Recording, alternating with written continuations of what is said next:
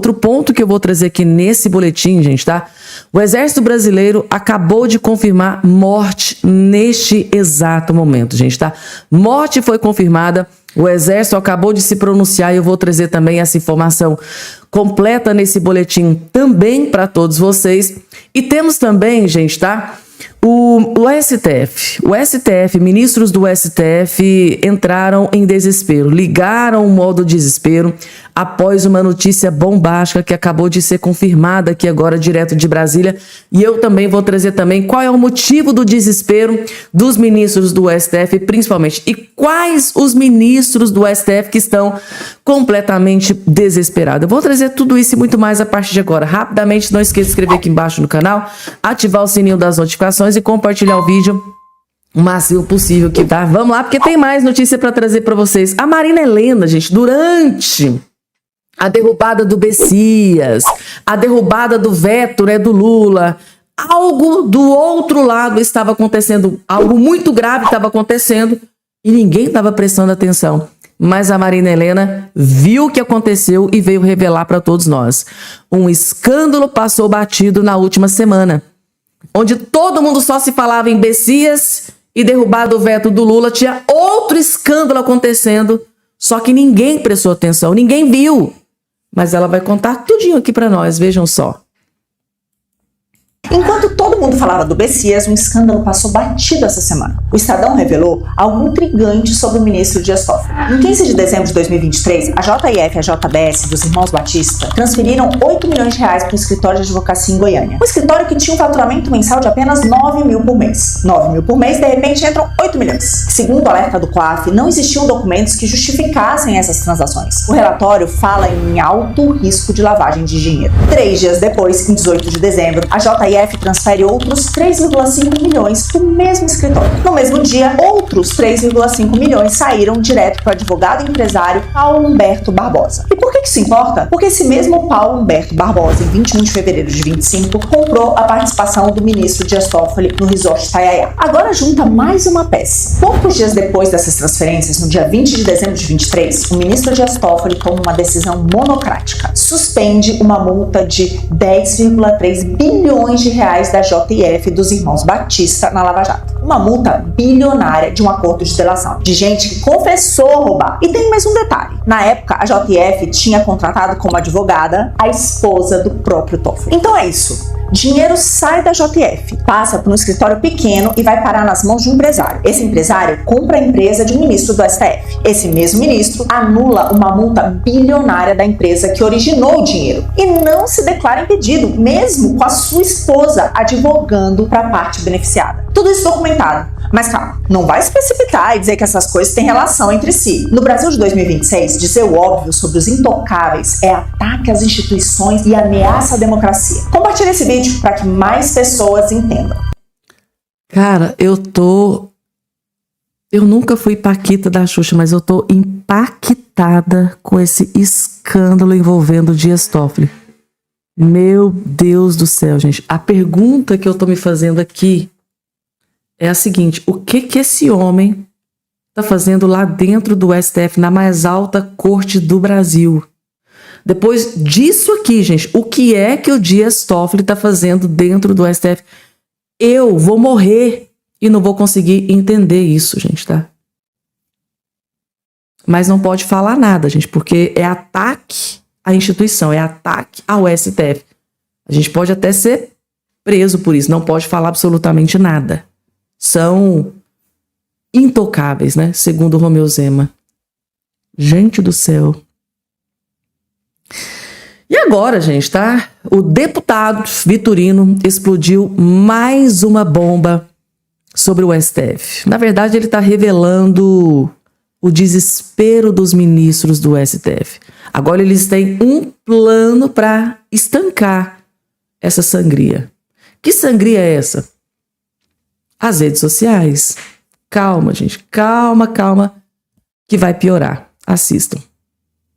STF não quer ser criticado e aí abriu licitação para contratar uma empresa para monitorar as redes sociais, monitorar quem está falando mal do STF e a repercussão de quem está falando mal. Eu vou estar lá todo dia. Até aí, uma empresa contratar alguém para monitorar as redes sociais, hoje o ambiente virtual é um ambiente normal, um ambiente que não é mais alternativa, é um ambiente que faz parte do nosso cotidiano. O problema é que o STF tem assessoria de imprensa, tem clipping diário, tem dezenas de funcionários lá dentro cuidando desse tipo de coisa. Eu levanto suspeitas. O que essa empresa realmente vai fazer que hoje já não é feito pela assessoria de comunicação? A pergunta é essa. O que essa empresa vai fazer que essas empresas não fazem? E aí eu começo a me preocupar, porque os regimes totalitários, eles têm esse viés. Eles querem saber tudo sobre você, principalmente o que você pensa e o que você diz. STF não quer ser criticado. Tá aí, gente, tá? STF literalmente ligou o modo desespero e parece que vai aí monitorar as redes sociais. Quer saber onde, quando e como são criticados, né, aí nas redes sociais. E antes de passar para a próxima informação, gente, tá o dinheiro que vai ser utilizado para nos vigiar, para vigiar a imprensa, vigiar jornalistas, youtubers, influencers, é dinheiro nosso, tá? Só para lisura da informação. E, mais uma vez, Romeu Zema partiu para cima do STF, realmente dobrou a aposta. Romeu Zema diz que para o brasileiro voltar a ter orgulho do STF é preciso fazer o impeachment de alguns ministros. Mais uma vez, Romeu Zema dobra a aposta e parte para cima dos ministros do STF com o terror dos ministros. Impeachment, vejam só. Acho que o brasileiro que rala, que levanta cedo, que sabe que esse país tem futuro, todos ficaram indignados com tudo que está acontecendo hoje em Brasília, mais especificamente dentro do Supremo Tribunal Federal. Nessa semana, governador, o senhor falou que há árvores podres no Supremo Tribunal Federal, referindo-se a alguns dos ministros e dizendo que essas árvores vão cair. Quando o senhor fala vão cair, significa o quê? Para o brasileiro voltar a ter orgulho do Supremo, como ele já teve no passado, nós temos de tirar alguns elementos de lá. E o caminho mais natural é um processo de impeachment. O seu nome cresceu na mídia de uma forma quase inédita, né? Em poucos dias depois que o senhor entrou nesse confronto. Mas o próximo presidente terá a oportunidade de mexer. Ele vai indicar 3, talvez até 4, se não houver substituição agora. Como é que o senhor vê isso? Eu estou extremamente confiante que o Senado vai dar uma resposta à altura. E que nós vamos ter um presidente também com uma sabedoria, com um capital moral para indicar nomes adequados. Parte do seu discurso, agora, pelo menos enquanto a gente está conversando aqui, fala de um outro poder. Mas o senhor, imagina, tem desafios muito importantes. Gente, mais uma vez Romeu Zema partiu para cima dos ministros do STF, mas foi sem dó e bateu forte. Mais uma vez Romeu Zema defende, mesmo sendo perseguido por alguns ministros do STF, principalmente Gilmar Mendes, né? Que colocou, né, que está pedindo para colocar ele no inquérito das fake news, ele não se intimidou e está aqui reforçando a sua opinião de que sim, deve acontecer ministros do STF. Antes de trazer aqui o restante das informações, gente, eu tive acesso aqui a um vídeo que eu confesso para vocês que eu tô estarrecida. Essa mulher que está aparecendo aqui na tela, ela está mostrando o valor que ela recebe de Bolsa Família. Eu tô impressionada com isso aqui, gente. Impressionada. Esse vídeo explodiu na internet. E muita gente, o povo brasileiro, aquele povo que realmente trabalha para pagar imposto, né, para mandar dinheiro para o governo Lula, para o Lula pagar isso aqui de Bolsa Família, o povo está revoltado. E com muita razão. Meu Deus do céu, gente, tá? Por que uma família tem que receber esse valor de Bolsa Família? Eu fico por entender, vejam só. Recebeu o meu Bolsa Família hoje, gente. Recebeu o meu Bolsa Família hoje, gente. Vou mostrar pra vocês o tanto que deu esse mês. Já dá pra vocês perceber, gente, que aumentou foi muito, né? Vou contar aqui, ó, só pra vocês ver o tanto que deu, ó. 100, 300, 500, 900, 1000, 1100, 1900, 2.500, 2.600, 2.900 e 3.000, gente. Deu 3.000 de Bolsa Família. E o segredo é, gente, pra vocês ficarem ricos que nem eu. É só vocês fazerem muito menino. Quanto mais menino, gente, mais dinheiro do Bolsa Família vocês vão ter. Eu tô rica, rica! Eu fico sem palavras quando eu vejo um vídeo desse. A coitada da moça não consegue nem falar o português correto. A primeira palavra eu demorei a entender que ela estava falando do Bolsa Família. Essa coisa de fazer filho para ficar... é uma loucura. E sabe quem incentiva isso? Quem faz questão de manter esse tipo de gente nas abas do governo indefinitivamente? Os lulafetivos. Porque é essa galera que vota no PT. Então não importa, porque a turma lá de cima cada vez mais rica, o Brasil cada vez mais miserável e a classe média trabalhadora sustentando a pataquada da turma nojenta lá de Brasília e essa turma aí que se vangloria de ficar fazendo filho ao léu, botando no mundo para ganhar dinheiro do Lula. Quem paga essa conta sou eu e você. Então é isso, pessoal. PT é isso aqui. PT é muito bonzinho, né? Quase 3.000 reais, 3.000 reais de Bolsa Família. E é assim, gente, tá? Que o Lula e o PT vão se perpetuando no poder. E a título de informação, isso aqui é dinheiro nosso, gente, tá? Dinheiro que poderia... Não que eu seja contra o Bolsa Família, quero deixar muito claro aqui, porque realmente tem famílias que precisam. Mas...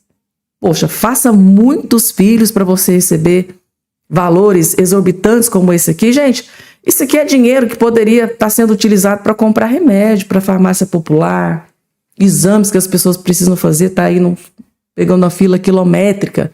Mas lá não tem dinheiro, mas para Bolsa Família o Lula tem dinheiro. Então assim, gente, é notícia que me deixa perplexa e chocada. Vocês viram o que ela disse? Para receber esse valor tem que ter muito filho, meu Deus do céu. Olhem só o que esse tipo de gente é capaz de fazer por dinheiro. Por que não vai trabalhar de carteira assinada, pegar um trabalho digno, decente, ficar dependendo de migalhas de governo, gente? Só uma opinião. E agora, gente, tá mais uma prova do quanto o Lula tem empatia, tem um apreço pelo nosso dinheiro, gente, tá? Vejam só essa bomba. Lula demora, né? Demora de Lula em compra de vacina causou desperdício de 260 milhões de reais. O Lula basicamente pegou 260 milhões, jogou dentro de um balde e tacou fogo em cima. É mais ou menos isso que o Lula acabou de fazer. Ele incinerou praticamente 260 milhões por demora de compra de vacina. Gente, é isso aqui? Será mesmo que o povo está disposto a deixar isso aqui na presidência da República? A lentidão do Ministério da Saúde na compra de vacinas causou desperdício de pelo menos 260 milhões de reais. Uma auditoria do TCU afirma que a demora de 7 meses para fechar o contrato foi a causa principal da perda dos imunizantes. De acordo com a apuração da Folha de São Paulo, 8 milhões de doses encalharam e foram incineradas, foram destruídas, gente, depois de vencerem no depósito. O governo recebeu os lotes em outubro de 23, embora a fabricação tenha ocorrido em março daquele ano. O Instituto Butantan avisou formalmente o Ministério sobre o risco da perda de validade, logo que a negociação travou em fevereiro e setembro. Técnicos do tribunal destacam que a pasta assumiu o risco ao aceitar produtos com prazo curto e sem possibilidade de troca. Então eles foram alertados, foram avisados, mas mesmo assim assumiu o risco, gente, tá? De destruir 260 milhões que poderia ter sido utilizado para comprar leito de UTIs para municípios que não têm UTI. Poderia ter sido utilizado para comprar, para construir escolas, municípios que nem têm escola, gente, tá? Existem municípios no país que nem tem escola, para vocês terem noção. Dava para melhorar a infraestrutura de algumas cidades. Ai, meu Deus do céu, gente, que tragédia que é o Lula para o Brasil. Vamos lá, porque tem mais, gente. E o Lula parece que já tá aposentado, né, gente? Tá? E tá aí, o homem tá desesperado. Deixa eu trazer aqui na tela para vocês. O homem que está querendo continuar na presidência da República parece que já está aposentado. O Lula sequer está trabalhando, gente, tá? Lula não se reuniu com líderes no Congresso em 2026. Ou seja, o Lula basicamente ligou o modo aposentadoria. Não teve reunião. Ou seja, depois de uma notícia como essa aqui, abre precedentes para a gente interpretar que o Lula não tem mais vigor para uma próxima eleição. Não tem vigor para tomar conta de um país pelos próximos 4 anos.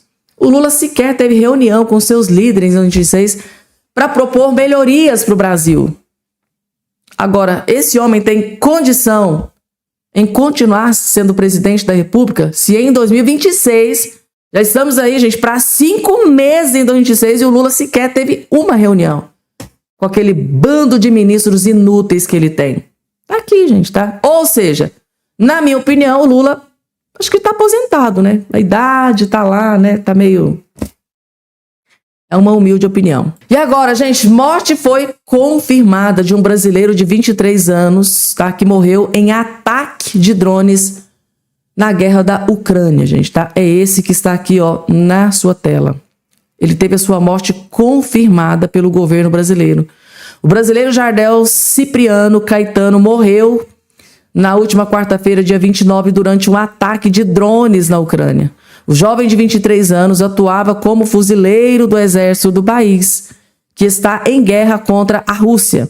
Natural de São Mateus, no Espírito Santo, ele estava no país europeu desde 28 de janeiro. A primeira, né, da vítima, Ana Paula Caetano de Souza, a prima da vítima, Ana Paula Caetano de Souza, confirmou o óbito depois de receber uma ligação oficial. Segundo o relato de uma sobrevivente da família, Jardel foi atingido ao parar para prestar socorro a um colega brasileiro que já estava morto. Companheiros de unidade alertaram sobre o perigo e a presença de drones na área, mas o fuzileiro permaneceu no local por um ato heróico, né? Ele foi prestar socorros a um companheiro que já tinha perdido a sua vida e ele também, lamentavelmente, foi atingido. Dificuldades no resgate do corpo de brasileiro da Ucrânia. Então, teve dificuldades até para resgatar o corpo do brasileiro, gente. Então, vocês puderem ir dando início aqui aos nossos trabalhos. Marcel Van Hatten, deputado federal, lá na tribuna do Congresso Nacional da Câmara dos Deputados, acaba de dizer que hoje é dia de choro na esquerda. Marcel Van Hatten acaba de afirmar que hoje é dia de choro na esquerda. E o motivo, gente, tá? Vocês vão ficar completamente chocados. Assistam até o fim, porque é impressionante, devastador o que ele acabou de revelar para o Brasil inteiro. Vejam só. Hoje, dia de choro para a esquerda. O tanto que choraram, presidente Davi Alcolumbre, desde ontem, continuam chorando, esperneando aqui no plenário do Congresso Nacional. Eu não tinha visto ainda nesses meus 2 mandatos. Mas foi e está sendo pela mais justa das causas. Que foi a primeira vez em que foi rejeitada a indicação para o ministro de STF desde 1894. Jorge Messias, o Messias. Todo mundo quer ser um dia lembrado. Quando se for daqui, já estava na história brasileira. Qual a história? Lá do Messias, do documento que ia levar para o Lula. Agora mudou de patamar. Primeiro-ministro, ou melhor, indicação para o ministro do STF, rejeitada em 132 anos. Mas eu quero falar aqui sobre a dosimetria e continuo falando do Messias, porque o que aconteceu vai continuar acontecendo hoje, que a reposição da verdade é a defesa da justiça. Presidente Davi Alcolumbre, disse Jorge Messias em uma entrevista de 20 de maio de 2025 para o programa Bom Dia Ministro. Nós pedimos a prisão preventiva em flagrante dos envolvidos. Foi pedida por mim, como advogado-geral da União, ao ministro Alexandre de Moraes. E ele decretou a prisão dessas pessoas a meu pedido. Jorge Messias disse isso. Aliás, teve mais gente, inclusive parlamentares do PT, que pediram prisão e continuam pedindo prisão ilegalmente, tanto pelos fundamentos como pela falta de competência em pedir. Mas olha só, senhor presidente da Fiocruz, o que Jorge Messias disse na sabatina, quando questionado sobre esses pedidos de prisão. A Advocacia Geral da União não é órgão de persecução penal. Não pedimos prisão preventiva. Há uma tecnicidade naquela fala. Peço perdão. Parece que até chorou algumas vezes. Não apresentei denúncia, não pedi condenação, não julguei, não defini pena, não designei pessoas à prisão. Ele disse ontem isso na sabatina, senhor presidente. E mais tarde, em mais uma contradição, voltando ao tema, disse: não fui eu que pedi a prisão preventiva. Falei de uma forma, no calor do momento de uma entrevista, e expliquei claramente que o termo foi atécnico, e me desculpei aqui. Eu quero dizer que essa questão está para mim esclarecida. Talvez para ele, no alto da sua hipocrisia, sancionada pelo plenário do Senado Federal, mas não para o povo brasileiro que quer perdão. Perdão. Talvez um dia para os que cometeram crimes. Perdão, mas não falta de punição. Agora, os crimes de abuso de autoridade, os crimes que estão cometendo todos os dias para manter pessoas presas, com tornozeleira eletrônica, algumas inclusive que já morreram, exemplo do Clesão, vítimas dessa perseguição sem fim. E veja só o que disse, voltando àquela entrevista, Jorge Messias. Nós que lutamos e vivemos pela democracia, claro, a deles, que é ditadura, nos sentimos indignados com qualquer projeto que fale em anistia para golpistas. Os golpistas foram processados e condenados, têm que cumprir pena. Na minha leitura como jurista, isso é inconstitucional. Olha, o futuro ministro do Supremo, ex-futuro ministro do Supremo, dizendo que era inconstitucional o que estamos propondo. E agora, finalmente, aprovando aqui com a derrubada do veto que Lula deu à dosimetria. Chega dessa divisão que não leva a nada. Vamos olhar para as pessoas, direitos humanos. Avaliem a situação daquelas pessoas que foram colocadas nesse processo por pura perseguição política, inclusive do Jorge Messias, e faça justiça esse plenário ao povo brasileiro, como fez ontem o plenário do Senado da República.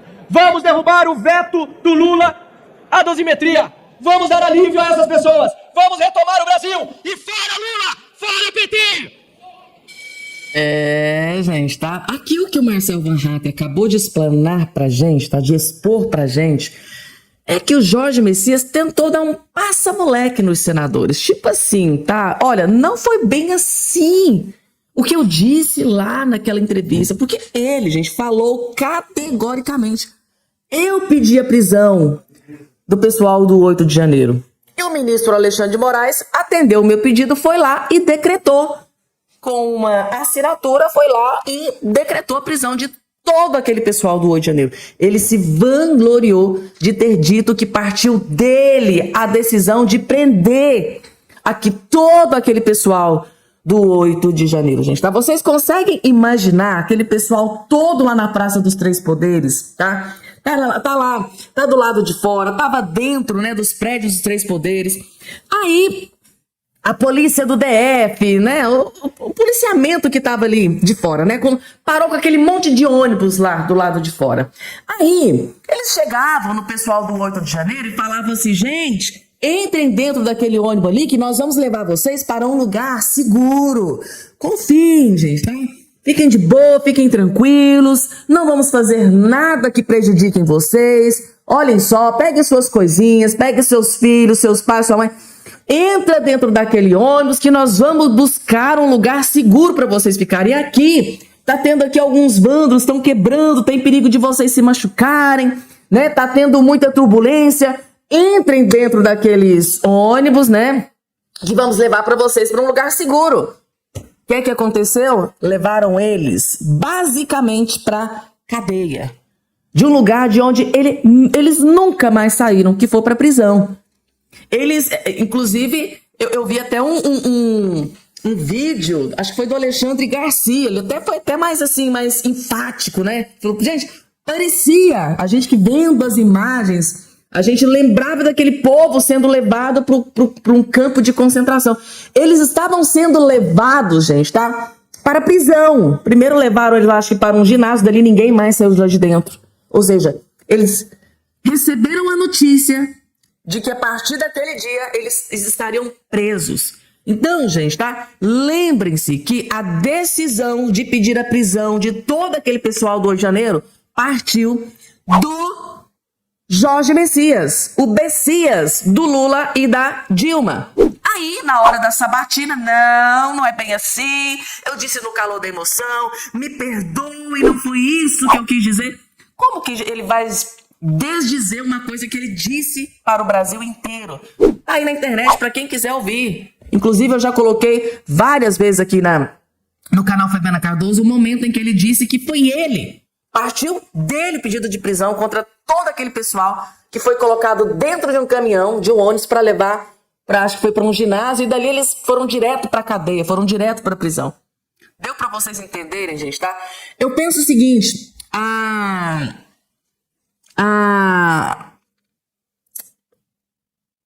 justiça, ela veio de uma forma diferente para o Bessias. O maior sonho da vida dele era ser ministro do STF. E a justiça de Deus, gente, tá? Ela tarda. Ela tardou, né? Mas não falhou. A justiça de Deus, ela tarda, mas não falha. Só que pro Bessias, ela chegou com juros e correções. Custou muito caro o Bessias ser a favor do aborto. Juntamente, né? Assinando em cima do que assinou o Alexandre de Moraes. Dele ter pedido a prisão daquele pessoal. Muita gente, gente, tá? Foi presa injustamente daquele 8 de janeiro. Não estou dizendo aqui que todos deveriam ter ficado livres. Claro, eu sempre falei pra vocês, quem apedrejou, quem quebrou, quem tombou patrimônio, claro, né? Vários juristas, vários jornalistas, youtubers de direita já disse isso aqui. Claro que teve que quem quebrou, quem danificou alguma coisa, quem fez, né, algo que prejudicasse o erário brasileiro, claro que tem que ser punido, gente. A gente não tem que ser a favor de vândalos, claro que não. Mas a sua proporcionalidade, não 14 anos de cadeia. Aí já é demais, né?